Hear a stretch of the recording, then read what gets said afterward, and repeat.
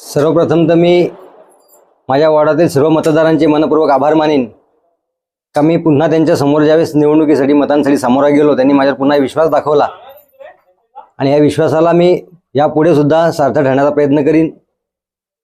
हा विजय सर्व कार्यकर्त्यांचा आहे। कार्यकर्त्यांनी घेतलेली अफाट मेहनत, भारतीय जनता पार्टीने पक्षाने दाखवलेला माझ्यावरचा विश्वास आणि मतदारांप्रती माझी जी काही बांधिलकी होती त्या बांधिलकीचा हा सगळ्याचा एकत्रित असा परिणाम दिसून आलेला आहे।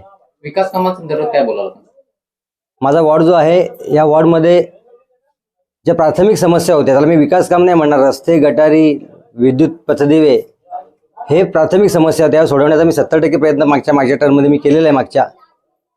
आणि उरलेल्या सर्व समस्या यानंतर विभागासाठी थोडेसे सुशोभीकरणाचे प्रयत्न असतील, त्यानंतर विवेकनगर, मंगल पार्क, समर्थनगर या भागांना अधिकृत रस्ता नाही आहे खंडेश्वरी नाक्यावरून किंवा पालघरवरून येणारा, तो देण्याचा ह्या पहिल्या वर्षभरामध्ये 100% प्रयत्न केला जाईल।